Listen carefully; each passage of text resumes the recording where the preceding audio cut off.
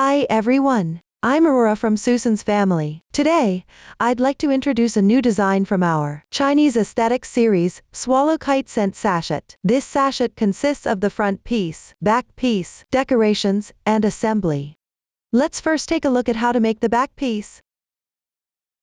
It is divided into 5 sections. We'll start crocheting section 1, then crochet the remaining parts on section 1. First, we'll work on section 1. Start with a magic ring. Crochet in rounds counterclockwise. Several crochet stitches will be applicated, all of which are marked on the chart, so I won't go through them one by one. To make it easier for everyone to see clearly, the sample swatch uses random colors for specific yarn, color schemes, and hook sizes. Please refer to the detail page of our product and the paper instructions. Start with a magic ring.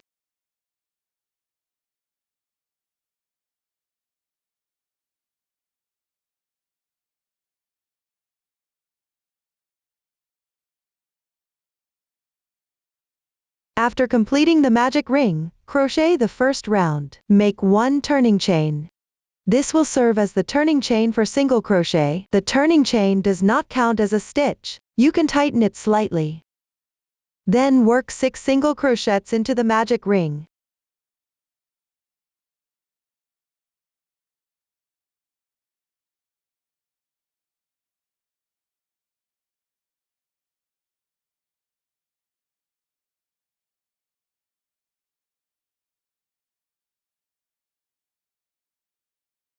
Once done, tighten the magic ring.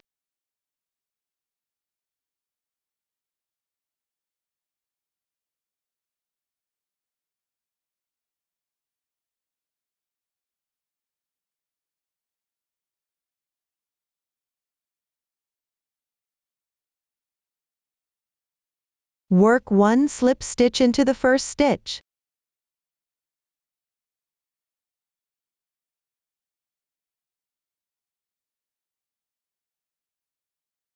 Place the starting tail above the crochet hook and weave it together. Tighten it. At this point, the first round is complete. Move on to round 2. Chain 1 as turning chain, slightly tighten. Then work 6 single crochet increases. The method for a single crochet increase is to work 2 single crochets into the same stitch.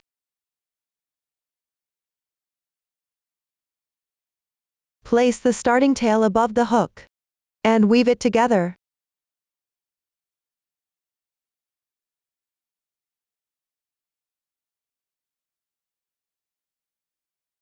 That completes 1 single crochet increase. Continue with single crochet increases. Keep going until you finish this round.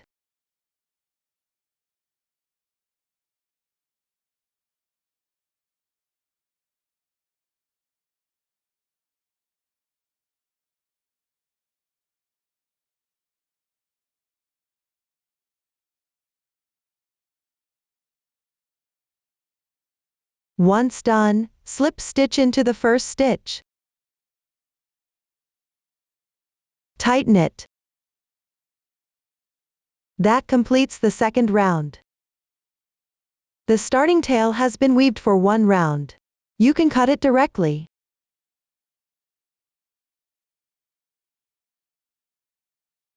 Now move on to the third round. Make 1 turning chain. Then work 1 single crochet. Work 1 single crochet increase. Treat these completed stitches as one group. This round involves repeating this group of stitches. Work another group now. 1 single crochet and 1 single crochet increase. That's another group finished. Continue following the pattern. Refer to the chart to crochet this entire round.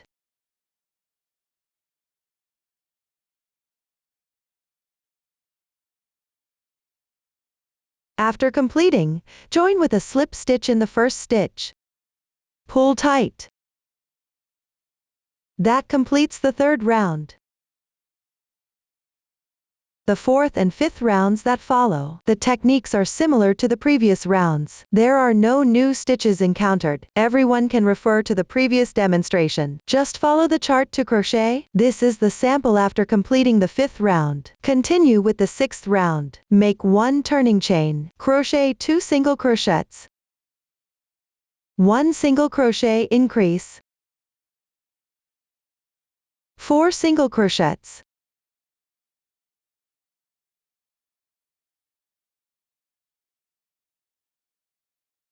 1 single crochet increase and 2 single crochets.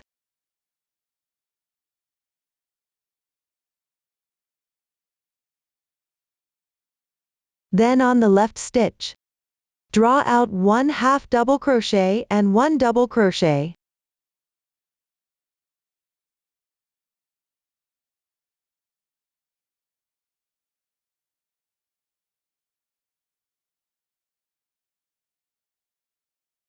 Like this, working 2 different stitches in the same position is equivalent to increasing 1 stitch. When you encounter such a position, just crochet the corresponding stitches in the matching stitch. Crochet another double crochet increase, that is, work 2 double crochets in the same stitch.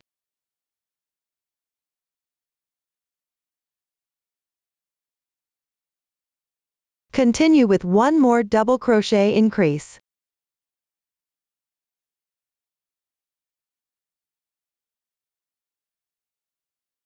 On the left stitch, crochet 1 double crochet and 1 half double crochet. Then crochet 2 single crochets. On the left stitch, crochet 1 half double crochet and 1 double crochet.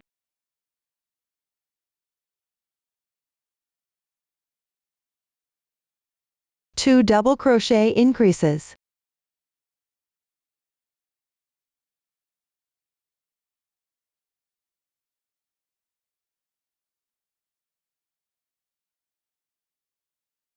On the left stitch, work 1 double crochet and 1 half double crochet.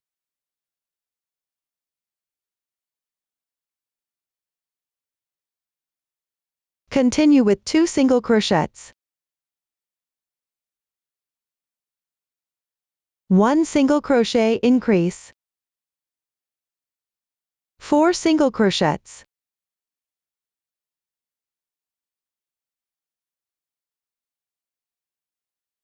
1 single crochet increase. 2 single crochets. After finishing, join with a slip stitch in the first stitch.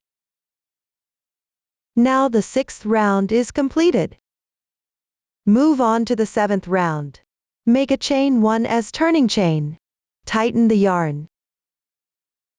Then, on the stitches from the previous round, work slip stitches correspondingly. Pay attention, these slip stitches should not be pulled too tight.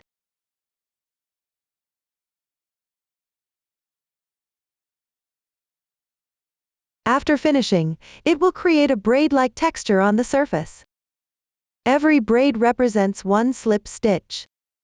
Continue to crochet the entire round.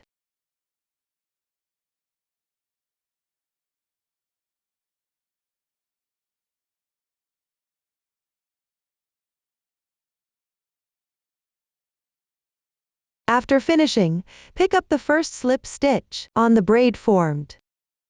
Work 1 slip stitch. Pull tight. At this point, the 7th round is completed. Crochet 1 chain stitch to secure. Leave a yarn tail and fasten off.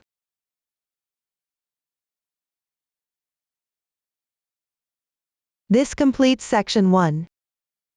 After finishing section 1, place it according to the direction shown in the chart. Measure the width horizontally. Compare it with the width provided in the chart. If there's a significant difference, you need to adjust the tension of your hands, or switch to a different hook size and crochet again. Next, use a stitch marker to mark the positions for joining yarn in the remaining 4 sections. Refer to the specific locations on the chart. You can also refer to the stitch texture from the 6th round. Simply mark directly on the slip stitches of the 7th round. I've already marked them in advance here. If you don't have stitch markers, you can use a paperclip or safety pin as a substitute. After marking is complete, place section 1 with the wrong side facing up. Then crochet the remaining sections. Next, let's start with section 2. Find the marker for joining yarn in section 2. Notice that there are 2 rounds of chains on the edge of section 1. One round is from the stitches of the 6th round, and the other is the slip stitches from the 7th round. Here, we will crochet onto section 1 at this point. You need to pick up the 2 strands adjacent to these 2 rounds of braids and join them for crocheting. Take the corresponding yarn and make a slip knit.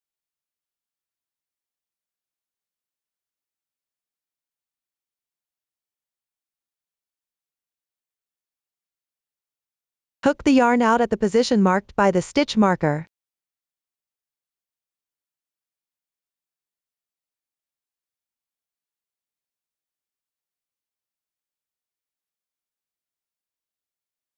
Adjust the loop properly and start with foundation chain. Don't crochet the starting chain too tight here.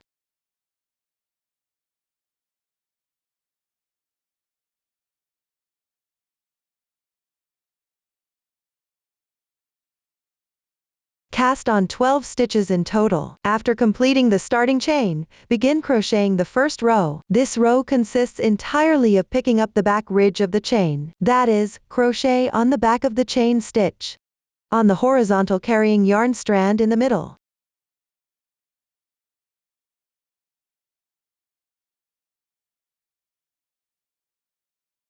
Start with 1 loose slip stitch. Pay attention to the loops on the hook, and don't tighten them too much. Pick up the back ridge of the last chain from the starting chain. Crochet this stitch.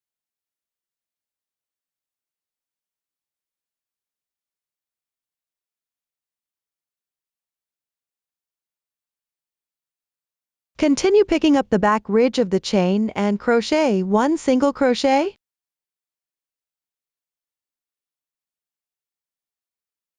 One half double crochet decrease. The technique for this stitch is, first, crochet 2 incomplete half double crochets separately. Yarn over and pull the yarn through.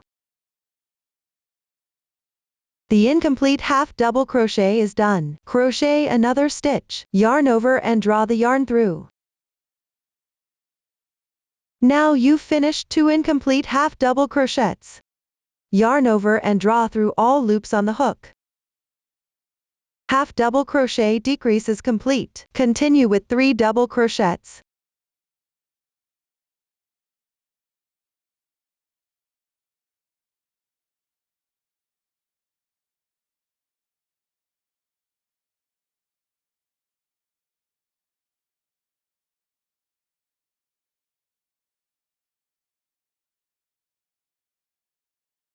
One double crochet decrease. The technique for this stitch is, first, crochet 2 incomplete double crochets separately. Yarn over and pull the yarn through.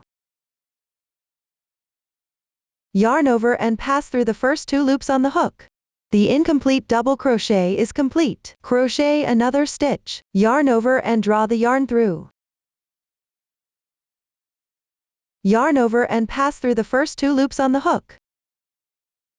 Now you've finished 2 incomplete double crochets. Yarn over and draw through all loops on the hook. That completes the double crochet decrease. Then work 3 more double crochets.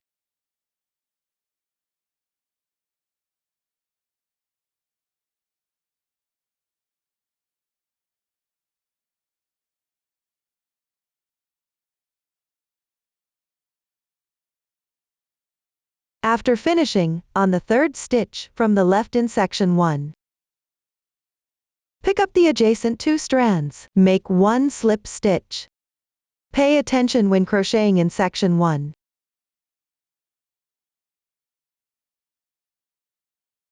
The insertion point is always between the 6th and 7th rounds, through the adjacent 2 strands. For any similar positions later, just follow this demonstration to crochet. I won't repeat the explanation.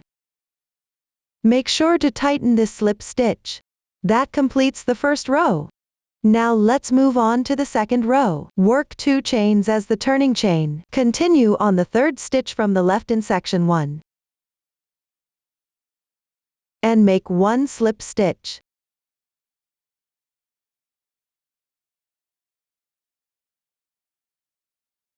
After that, turn the piece over. Crochet 8 double crochets.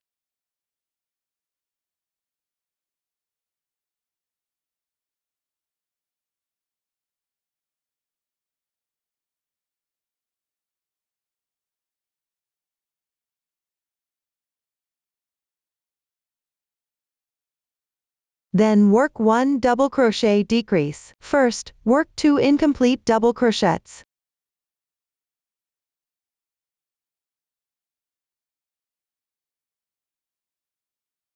The second one should be worked into the braid formed by the slip stitch from the previous row.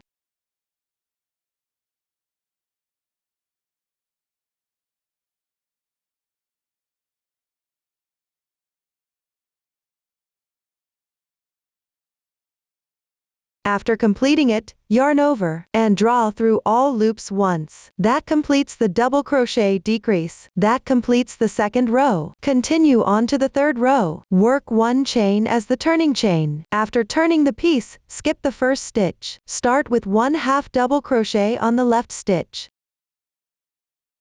1 double crochet increase.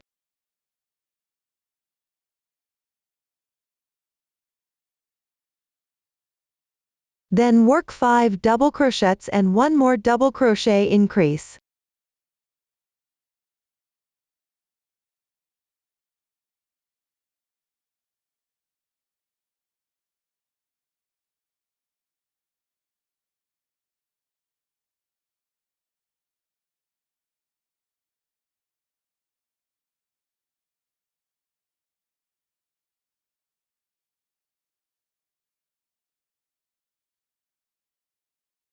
Next, slip stitch into the second stitch from the left in section 1.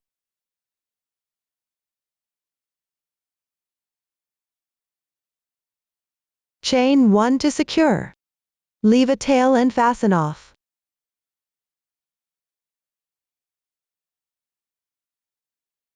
That completes the third row.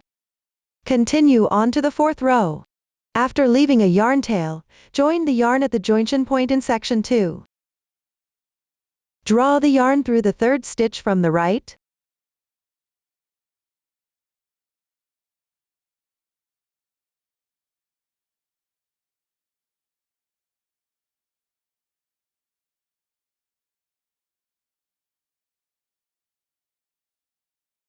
Next, locate the first stitch of the starting chain.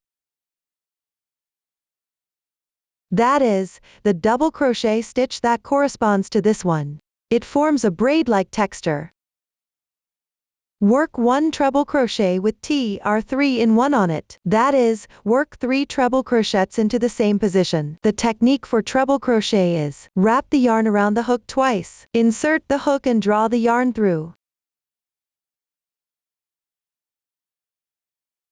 Yarn over and pull through the first 2 loops on the hook. Repeat this 3 times. 1 treble crochet is completed. Let's work another stitch. Yarn over the hook twice. Insert the hook into the same insertion position again. Draw the yarn through. Yarn over and pull through the first 2 loops on the hook. Repeat this 3 times. Another treble crochet is finished. Continue in this position. Work 1 more treble crochet. This completes the treble crochet with TR3 in 1. Continue to the left and pick up the chain braid. Crochet 5 treble crochets, 1 double crochet increase.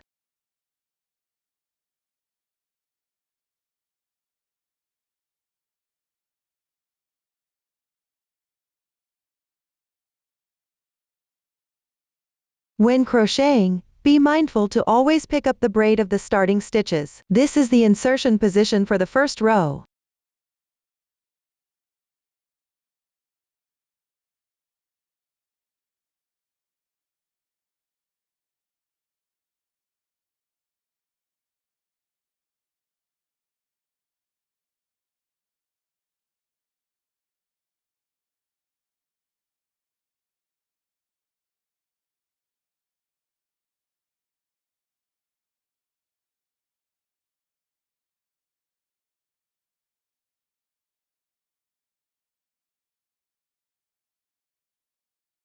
Work another half double crochet increase, that is, crochet 2 half double crochets in the same position.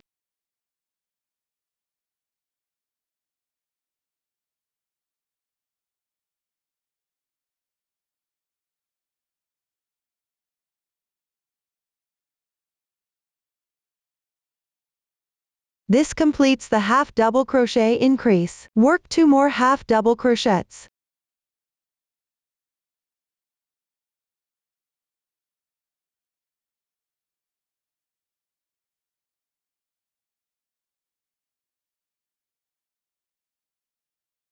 One single crochet and one loose slip stitch.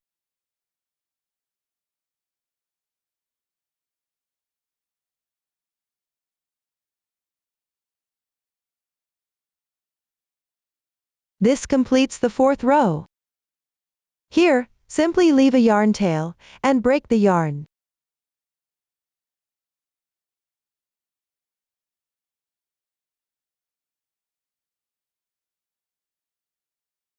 Then, at the slip stitch position, bring the yarn to the wrong side. This completes section 2. Now, let's move on to section 3. The technique is basically similar to section 2. After starting with the foundation chain in the required position, work into the back ridge of the chain. Crochet back and forth. Refer to the chart and complete the first 3 rows. Pay attention to the joining yarn and slip stitch positions. Don't misalign them. The last double crochet increase in row 2 is worked on the chain braid from row 1. Pick up the 2 threads on the right side for crocheting.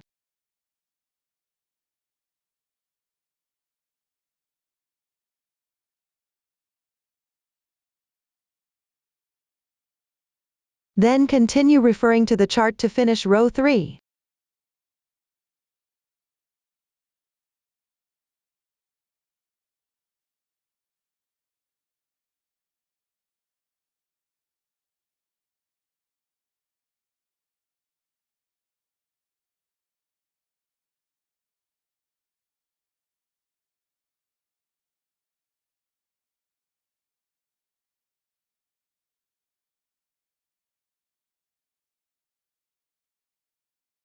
After completing the first 3 rows, secure the yarn tails directly.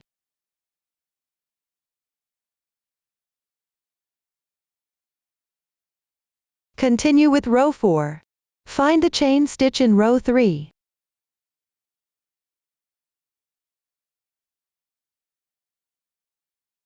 Pick up the 2 threads on the right side of the chain stitch. Draw the yarn through.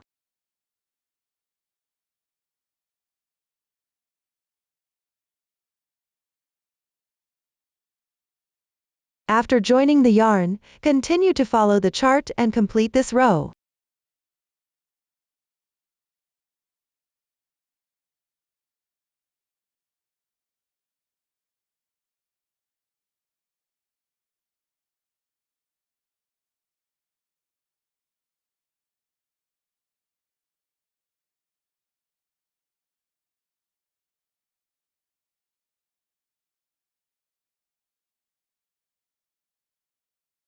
Note that after finishing a row, you need to slip stitch at the corresponding position.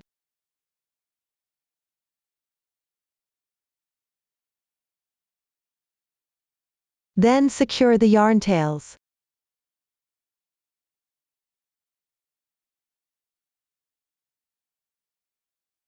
That concludes section 3. Move on to section 4. Start by joining the yarn at the required position.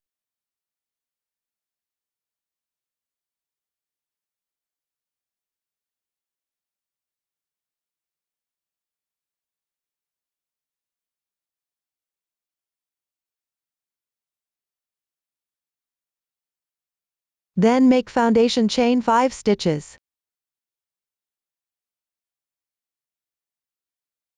Next, make 1 turning chain. You can place a stitch marker to mark this stitch.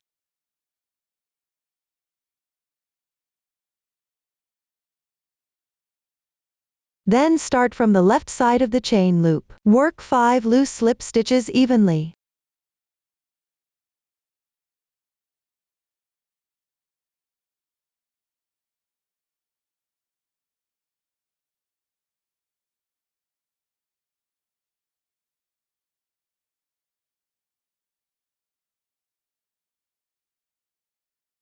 After completing them, at the joining spot, work 1 tighten slip stitch.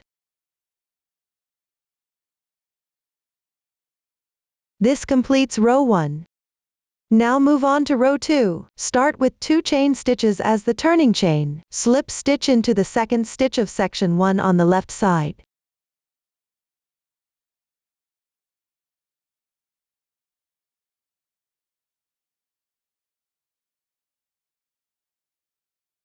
After turning the work over, pick up the braid formed by the slip stitches below. That is, these 2 strands of yarn. Work 4 double crochets and 1/2 double crochet evenly.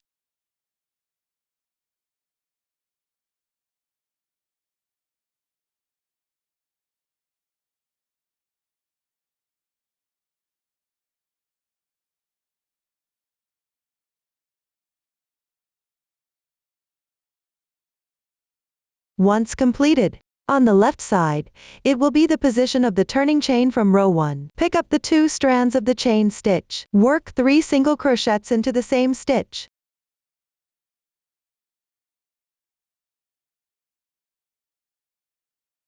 This spot might be a bit tricky to find. You can pick any 2 strands along the edge to work this stitch. The technique for 3 single crochets in 1 stitch is to work 3 single crochets in the same position.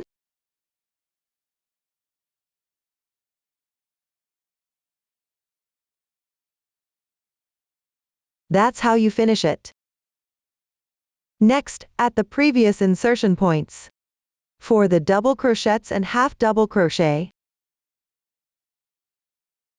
continue with 1/2 double crochet and 4 double crochets.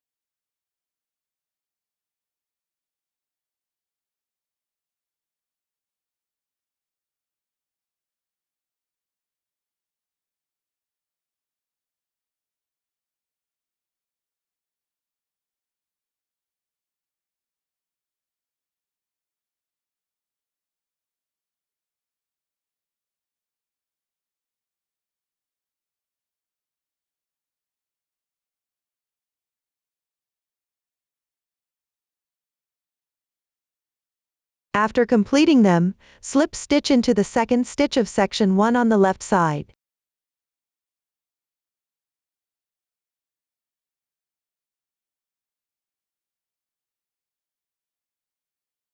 At this point, row 2 is completed. For the following row 3, make 2 chains as the turning chain.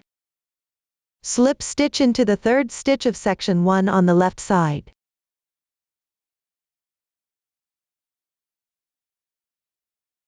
After turning the piece, work 1 treble crochet.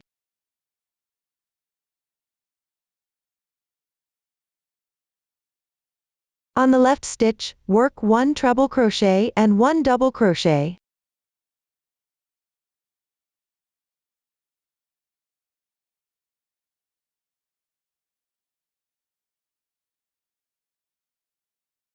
Then continue following the chart to complete this row.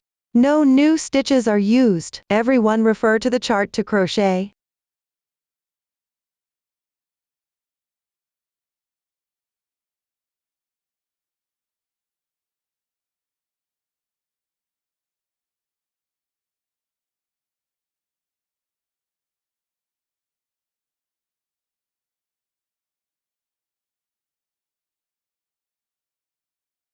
After completing it, slip stitch into the third stitch of section 1 on the left side.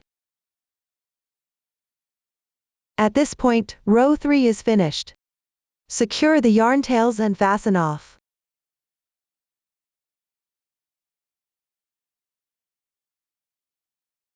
This completes section 4. Next, we will crochet section 5. First, join the yarn at the corresponding position in section 1.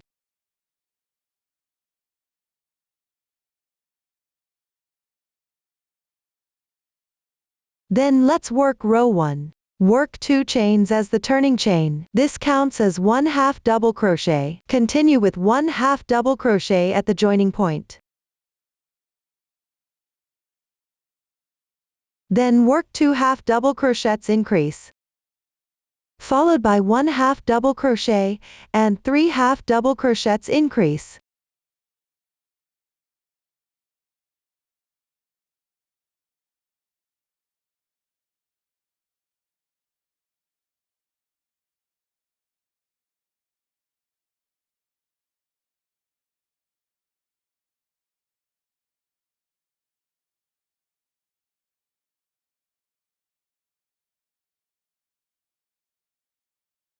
After completing it, fasten off the yarn.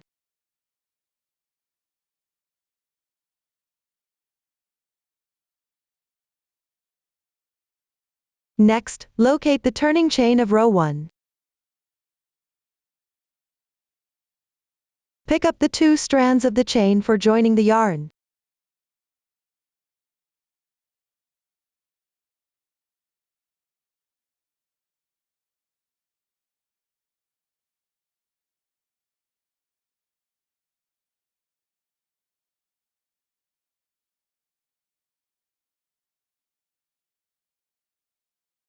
Work 9 chains as the foundation chain.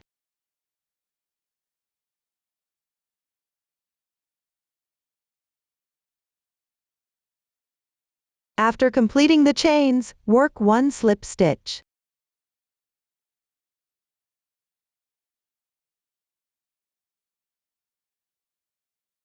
Then make 1 chain.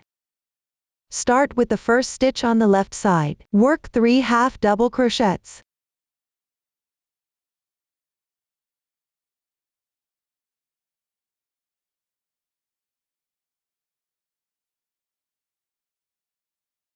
Followed by 3 single crochets and 2 loose slip stitches.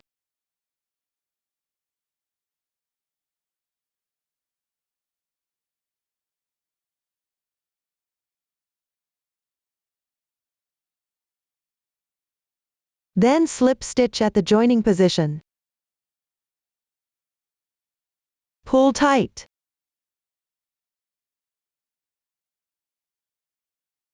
This completes row 2. Now work on row 3. Work 2 chains as the turning chain. Slip stitch into the 4th stitch of row 1.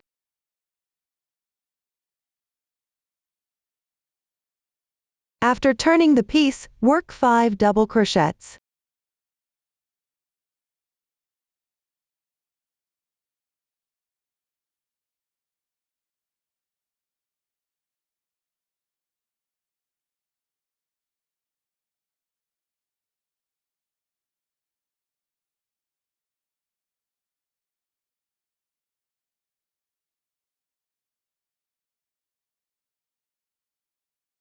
Then work 1 double crochet decrease. This completes row 3.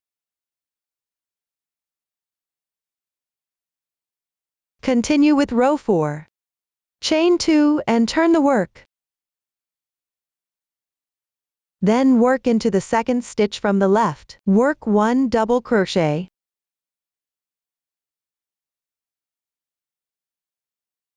Continue with 1 treble crochet increase. That is, work 2 treble crochets in the same position.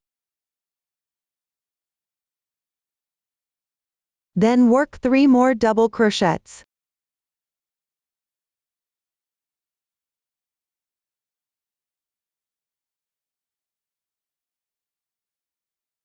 In the 7th stitch of row 1, work 1 loose slip stitch.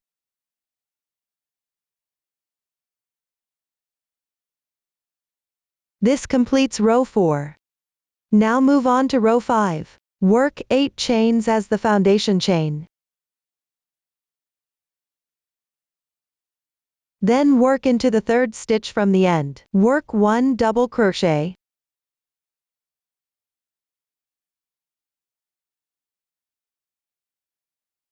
Then work 1 treble crochet decrease. Start with 2 incomplete treble crochets. Yarn over twice. Draw the yarn through. Yarn over and pull through the first 2 loops on the hook. Repeat this step 2 times. The incomplete treble crochet is now done. Continue and work 1 more stitch.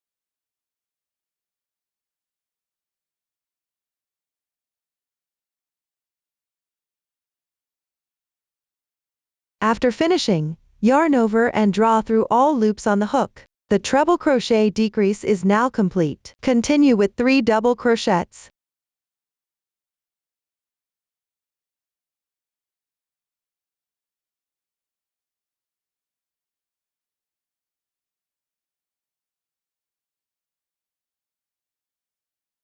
Slip stitch in the 4th last stitch of row 1.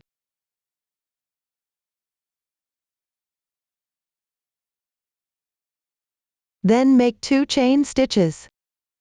Slip stitch in the last stitch of row 1.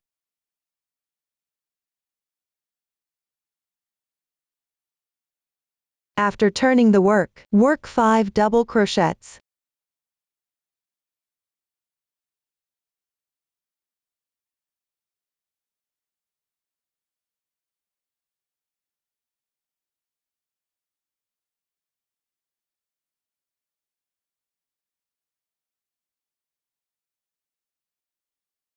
Then pick up the left side chain braid. Work 1 double crochet increase.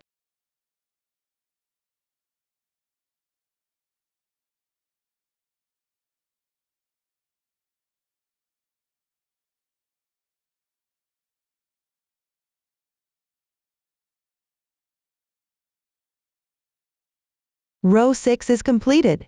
Continue with row 7. Start with 3 chain stitches. Then, in the last stitch, pick up the back ridge and work 1 loose slip stitch. Skip 1 stitch, and in the next stitch, pick up the back ridge and work 1/2 double crochet. Turn the piece over. Work 2 half double crochets into the stitch.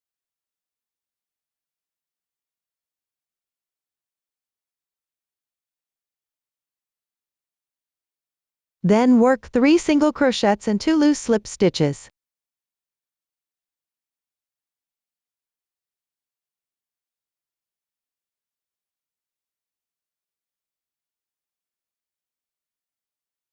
Next, work 1 slip stitch in the last stitch of row 1. Then secure the yarn and fasten off.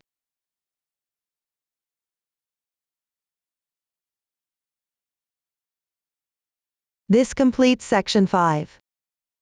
The back piece is finished. Now let's take a look at the front piece. The crochet method for the front piece is roughly similar to the back piece. I won't demonstrate the specific steps here. Let me explain the differences in certain positions. Specifically, row 2 of section 2 and row 2 of section 3. Some double crochets are adjusted to chains. This creates a small hole. The small hole will later be covered by decorations. So when crocheting row 3, at the chain stitch braid position, you can pick up any 2 strands of the chain stitch braid and crochet. For section 2, section 3, and section 5, color changes are required while crocheting. Specifically, row 4 of section 2 and section 3, as well as rows 1 and 2 of section 5. It's quite convenient to change colors. You just need to adjust the color when joining the yarn. For the color change in row 3 of section 5, it is done using the same method as the color change in row 4 of section 2. Simply join the yarn at the required position, and continue working the corresponding stitches normally. In row 7 of section 5, join the yarn on the last stitch of the wrong side of row 6. Then crochet following the same method. That concludes the crocheting process for the front piece. Now let's learn the decoration part. It is divided into two parts, small flowers and hanging string. Let's start with crocheting the small flowers. Begin with a magic ring. Crochet in rounds counterclockwise. Form 4 petals. Start with the magic ring.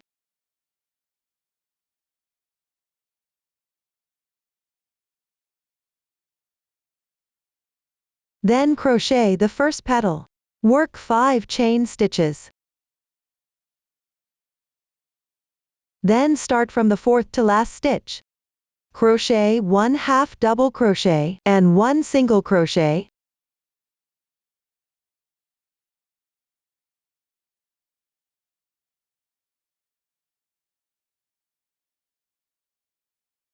Then on the starting ring, crochet 1 loose slip stitch. The first petal is completed. Following this technique for the petals, make 3 more.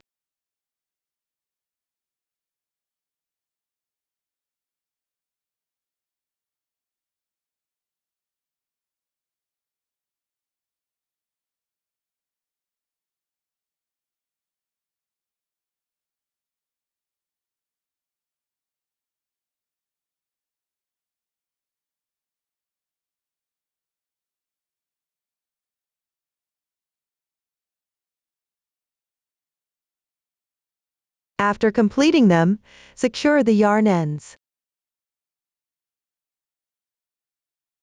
Then tighten the starting ring.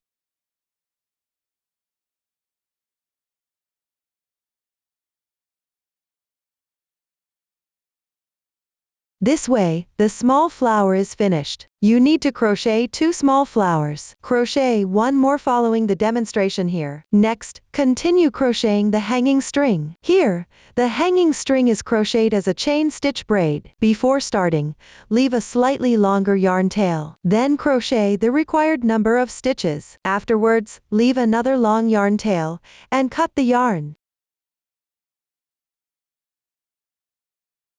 This way, the hanging string is completed. Below, we'll learn how to assemble. Before assembling, start on the wrong side of the front and back pieces. Take the yarn tails close to the edge. Use a crochet hook to bring the yarn tails towards the middle of the fabric piece.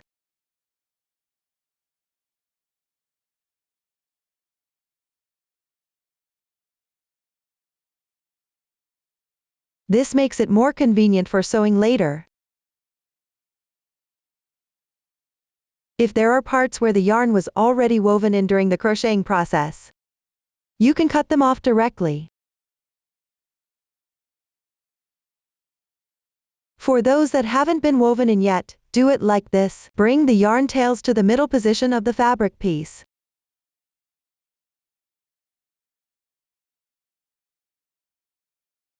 Do this for both the front and back pieces until they're all finished. Next, we start assembling. First, place the front and back pieces wrong sides facing. Place the front piece on top. Then sew the front and back pieces together in a circle. For this sewing, use the whip stitch method. Cut a long yarn tail in the back piece color. The length should be about 3 times the circumference. Thread it through the needle. And start sewing from the 4th row of section 2. First, weave in the yarn tail.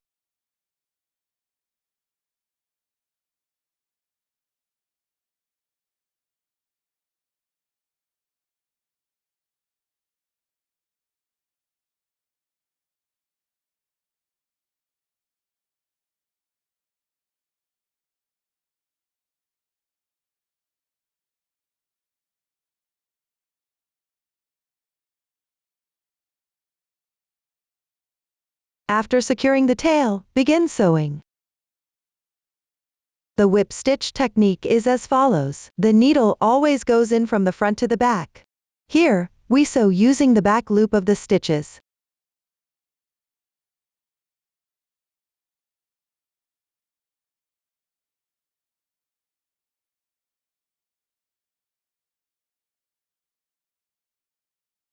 Identify the position for the first stitch. You can add an extra stitch here to reinforce it.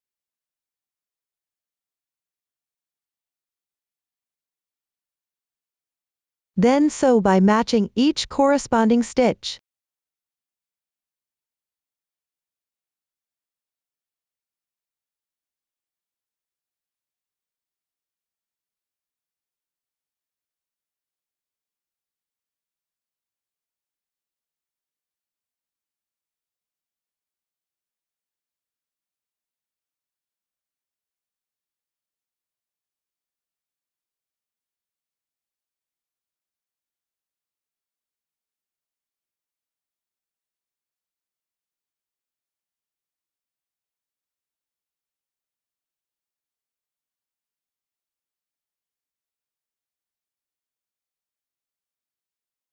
If there's no stitch position available, you can sew by picking up the 2 threads on the edge of the fabric piece.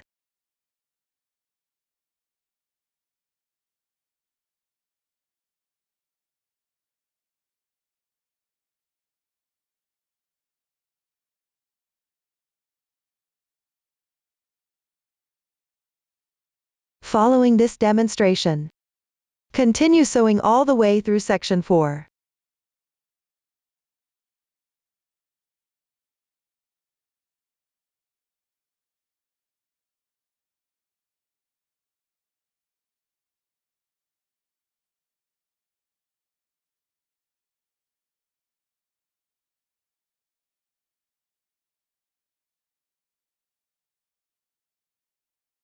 When you're almost done with one section, if you find the stitches don't align, you can go through the already stitched position again. Adjust the tail end position as needed.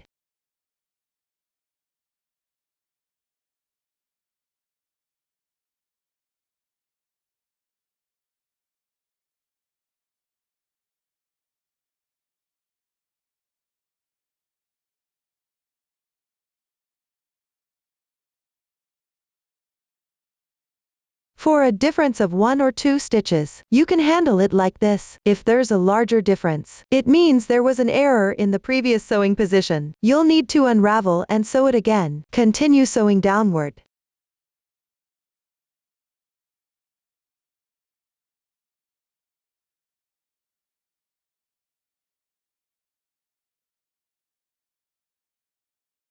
The position for joining the yarn and slip stitch is where the 2 sections are adjacent.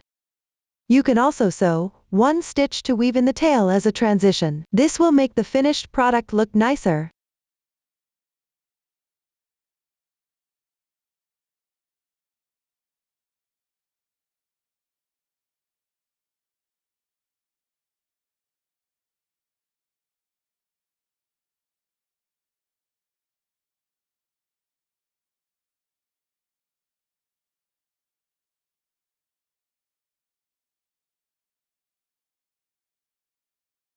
We've now completed sewing section 4.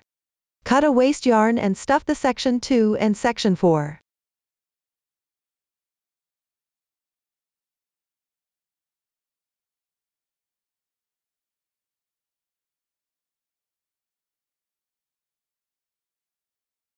Be mindful not to stuff it too firmly.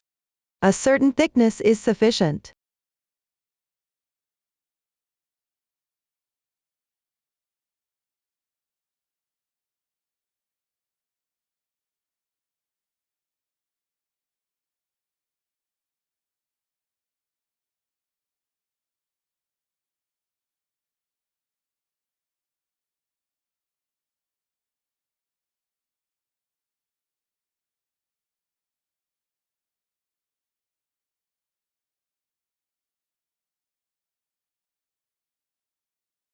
After stuffing, continue sewing the rest of section 3. After sewing, continue cutting waste yarn to stuff section 3. The section 2 and section 3. Try to keep the stuffing thickness as consistent as possible. Then, proceed to stuff section 1 with lavender.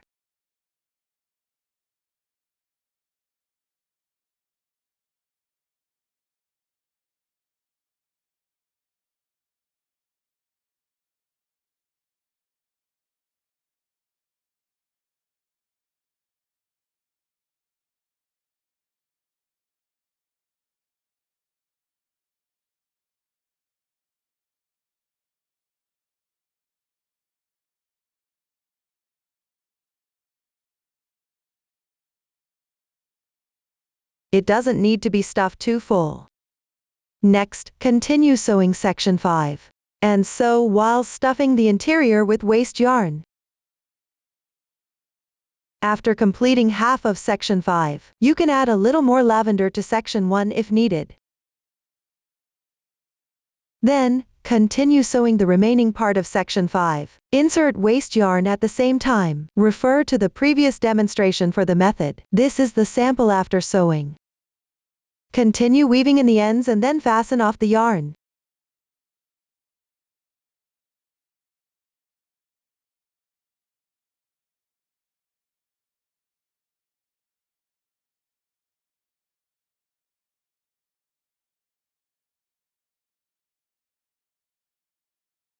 This way, the front and back pieces are sewn together. Next, learn how to make non-woven fabric. It includes the forehead, eye pieces, the whites of the eyes, the mouth and dots. First, make the forehead. Locate the last chain stitch of the foundation chain of section 4. Measure the horizontal width passing through this point.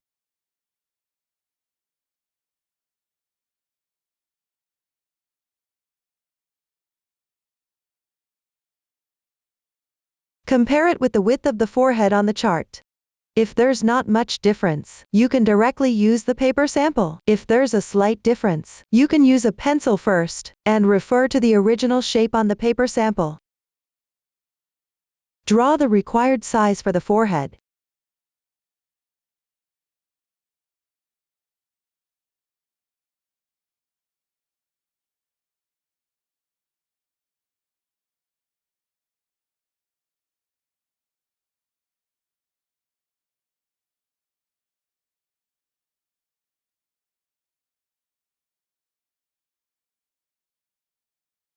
Then cut out the paper sample. This is how to use the paper sample. If the forehead paper sample has been resized, the others will also need adjustment. You can cut out the adjusted paper samples first, and then place them in reference to the actual project to compare positions. Make adjustments afterward. The final dimensions should prioritize aesthetics after assembly. Following the demonstration here, cut out all the remaining paper samples. Below, we'll use the cut-out paper samples. Cut the non-woven fabric. Take a little alcohol glue, and apply it to the back of the paper sample.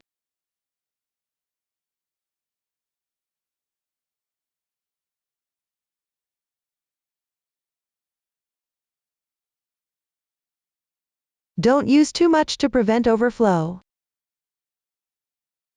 Then stick it onto the non-woven fabric to secure the paper sample in place.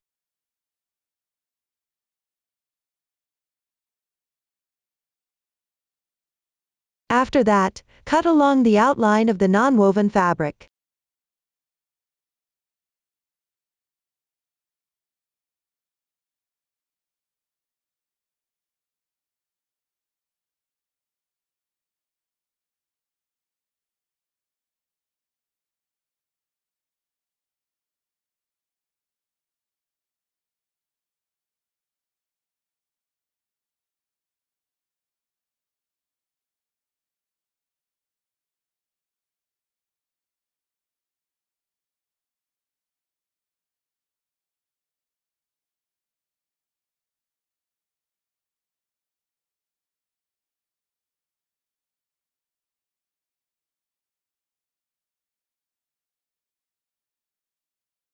Once cutting is done, peel off the paper sample.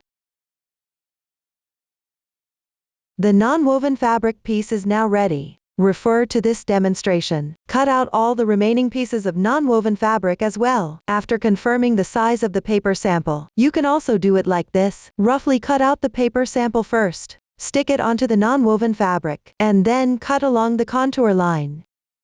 This way is more convenient. Everyone can based on their own situation and select a suitable way to cut the non-woven fabric. After all the non-woven fabric pieces are cut, we will move on to assembly. First, apply glue on the forehead.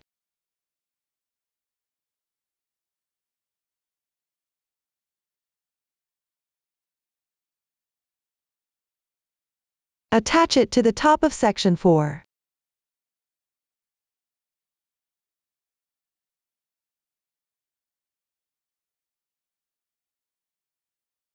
Press for a while so it will be more secure. Next, take out the whites of the eyes and the eyepieces. Place the white part slightly below the center of the circular eyepiece. Take out the gold-eyed needle. If you don't have one, you can use a regular sewing needle from home. Insert the needle slightly below the center of the eyepiece.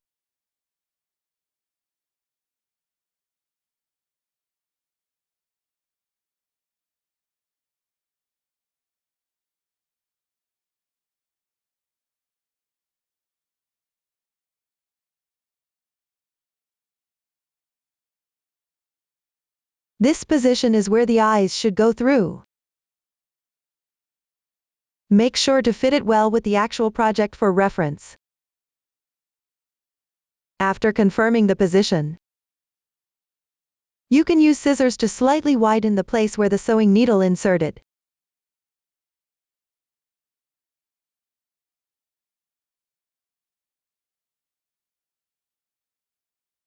Then insert the eyes through the needle hole.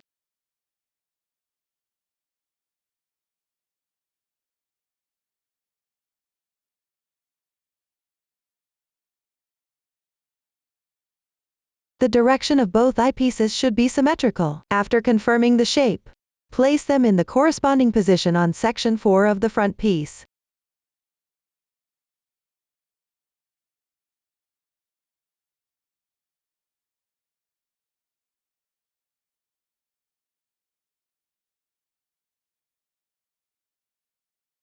Refer to the actual project to confirm the position.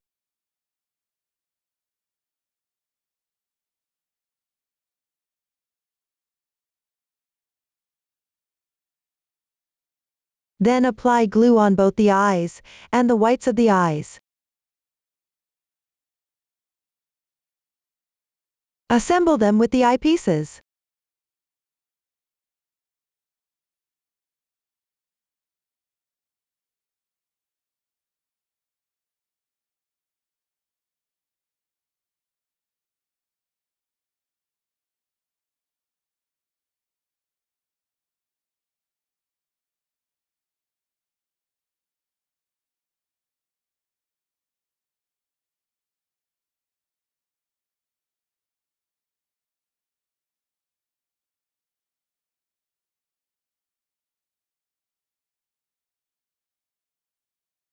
This completes the assembly of one side of the eyepiece.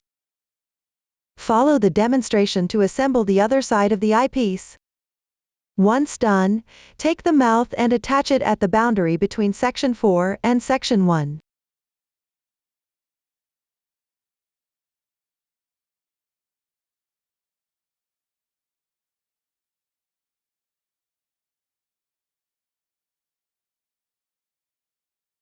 Pay attention to the direction when gluing. The pointed end should face downward.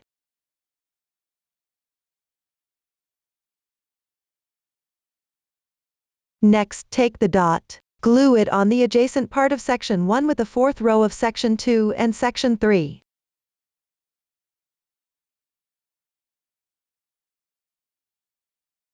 Attach it while keeping a slight distance from the edge of section 1.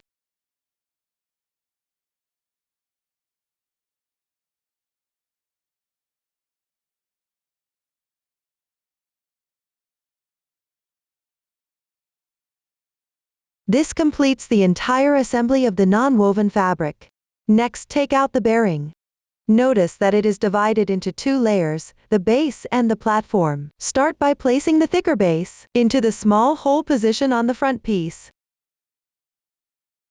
Here, the base should protrude about 1 millimeter from the surface. If the height is insufficient, continue stuffing waste yarn into the hole. If the height is too high, you can push the stuffing yarn toward the sides.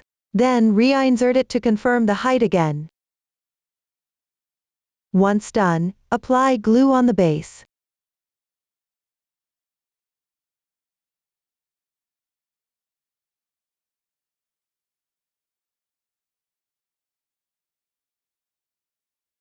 Glue it in place at the small hole.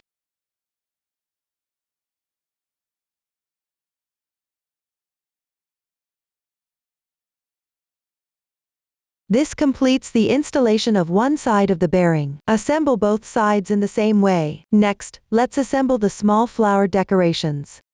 Start by weaving in the yarn tails on the wrong side.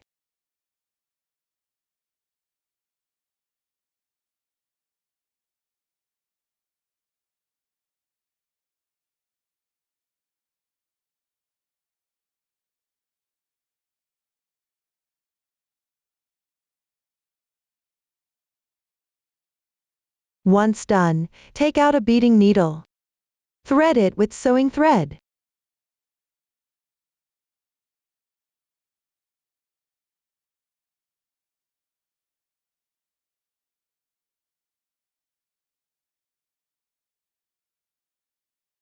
Exit from the center of the small flower on the right side.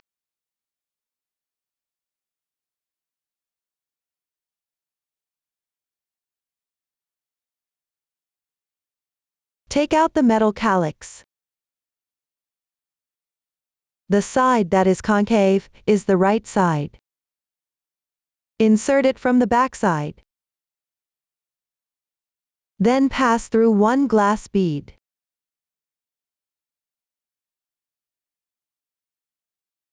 Pull it back through the metal calyx and the small flower.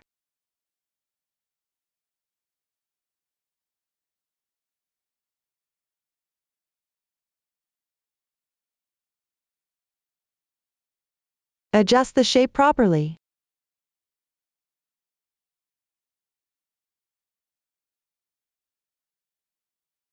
Tie 2 knots with the yarn tail on the wrong side to secure it.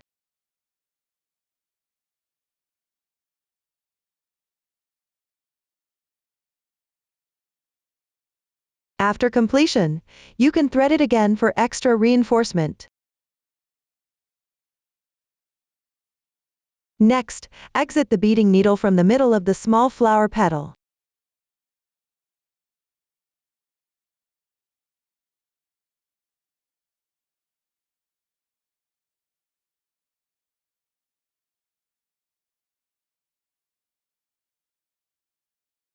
String one seed bead and one water drop bead.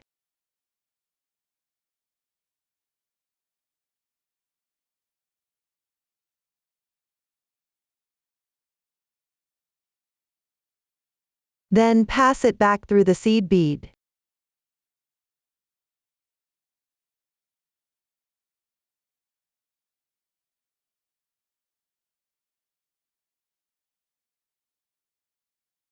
After exiting through the middle of the small flower, continue carrying the yarn across to the middle of the next petal on the backside.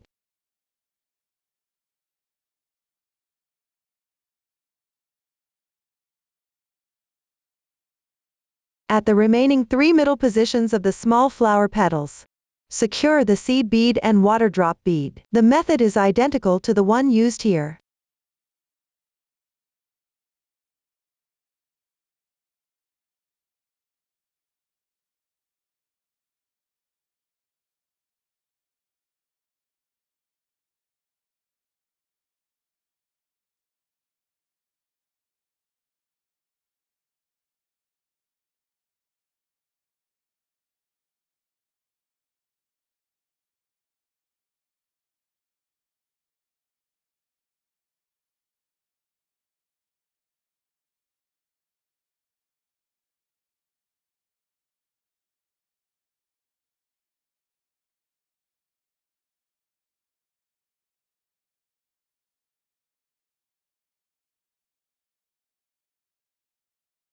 After completing, tie the 2 yarn tails into a knot again to secure them.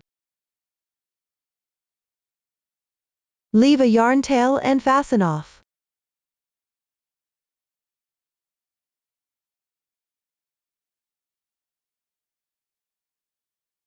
Next, apply glue to the center of the small flower.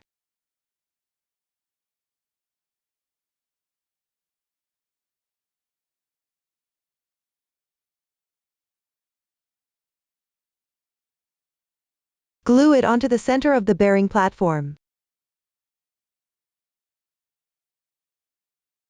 Press slightly for a while. This will make it adhere more securely. This completes the assembly of the small flower bearing. After assembling, the small flower bearing should spin relatively easily. For the other side small flower bearing, assemble by referring to this demonstration. Continue making the surface decorations. Take a gold-dyed needle and thread it with sewing thread. Hide the yarn tail inside the main body. Exit the needle from the upper right side of section 1.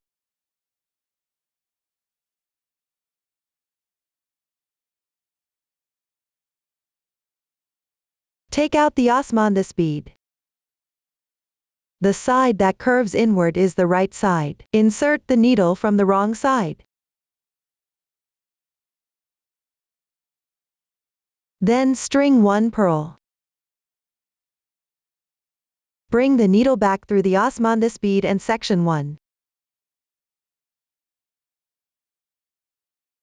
Pay attention to the position of this osmanthus bead. Make sure it doesn't interfere with the rotation of the small flower bearing.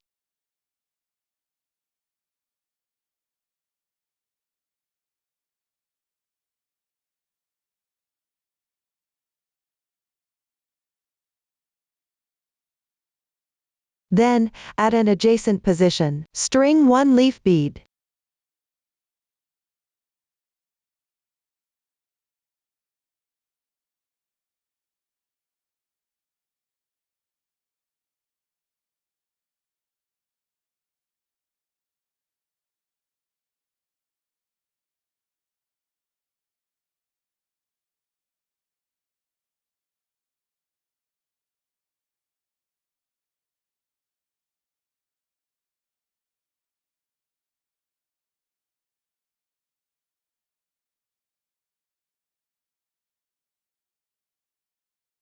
This completes the assembly of the bead decoration for the upper right corner. Weave the sewing needle over to the upper right corner of section 2. Secure 3 pearls on top.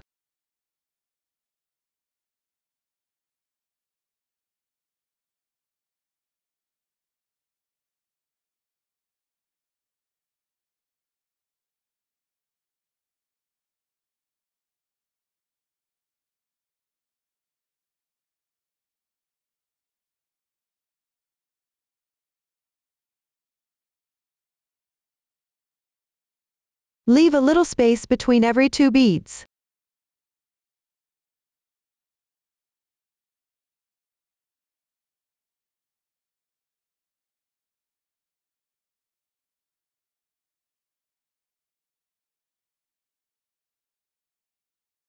The placement of these pearls can be adjusted according to your preference. Now let's take a look at the actual project. In the middle and slightly lower in section 1.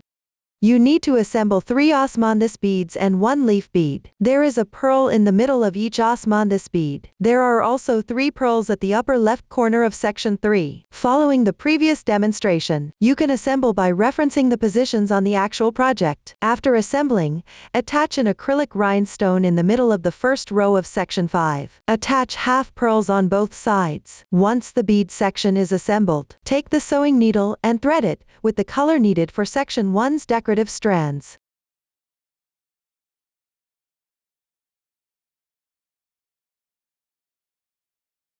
Hide the yarn inside the main part. Exit at the insertion position of the first stitch in section 5.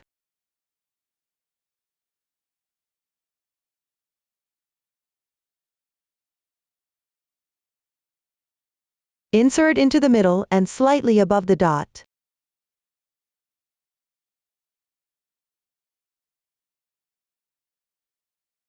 This insertion position should be as close to the dot as possible. Then, exit at the insertion position of the last stitch in the first row of section 5.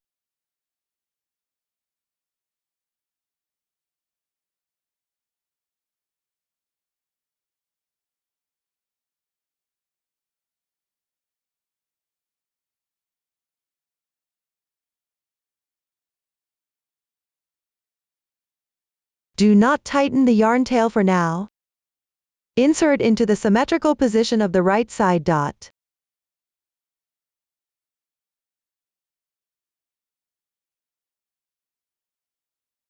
Adjust the tail length next.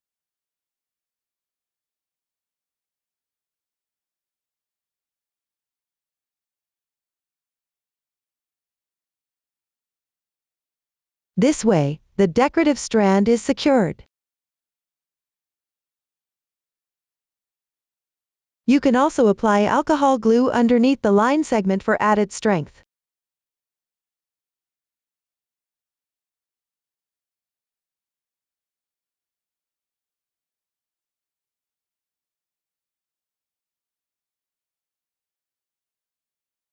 This will make it more secure.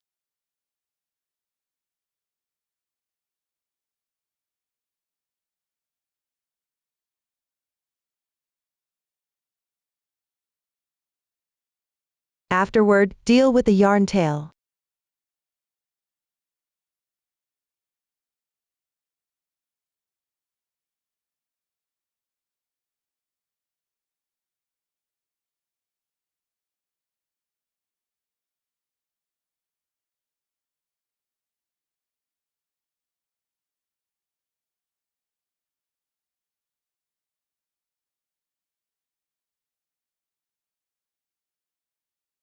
Next, take out the colors needed for the other decorative strands. Pull out 2 small strands from the yarn.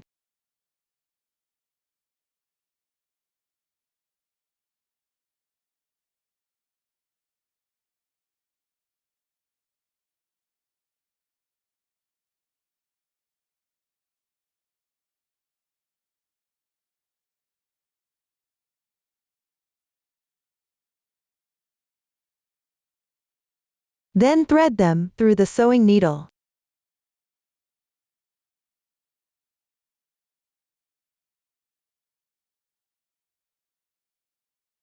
Next, in Section 2, Sections 3 and 5, sew on the decorative strands. The direction of the decorative strands can follow the stitch texture. There are 6 decorative strands per section. You can also sew according to your personal preference.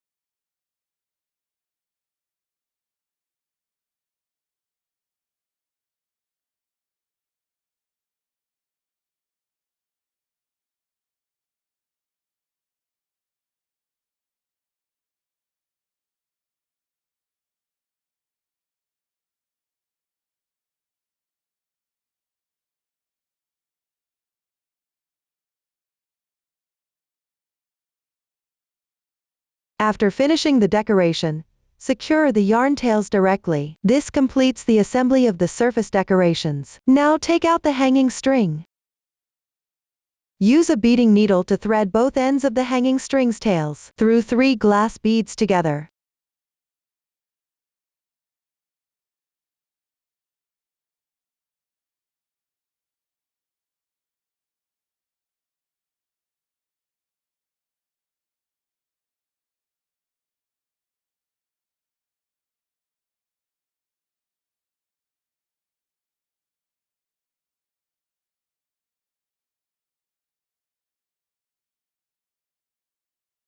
Start by threading one tail first, then thread the other tail. This way, the 3 glass beads are threaded.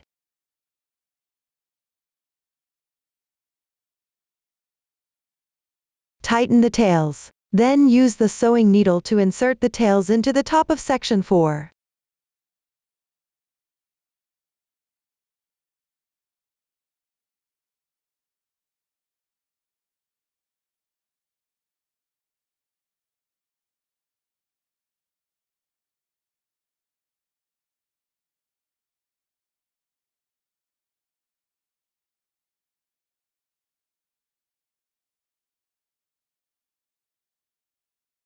Tie a knot to secure it.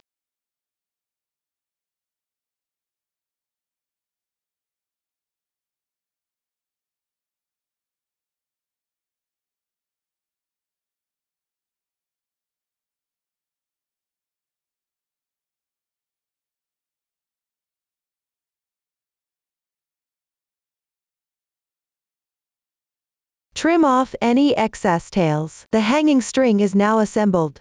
Next, thread the sewing thread through a gold-eyed needle. Align both ends of the thread. Tie a knot to secure it.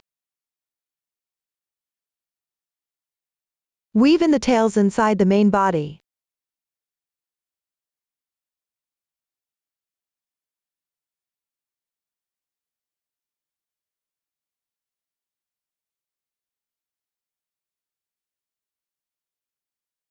Exit at the middle position of section 5.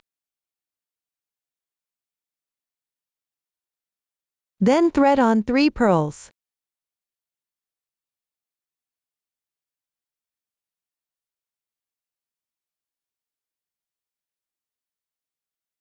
One glass bead. And pass through the circle above the tassel. Then thread back through all the beads.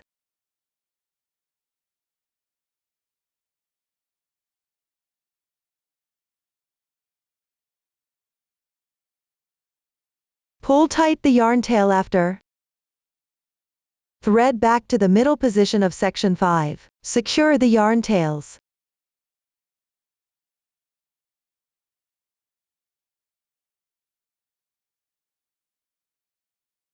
The method has been demonstrated before. This way, the tassel is now assembled. Up to this point, the entire sachet has been fully explained. If you have any questions during the process, don't hesitate to reach us via our website. Susan's Family, supporting your handwork experience, sharing the joy of life. Thank you all for watching. See you in the next episode.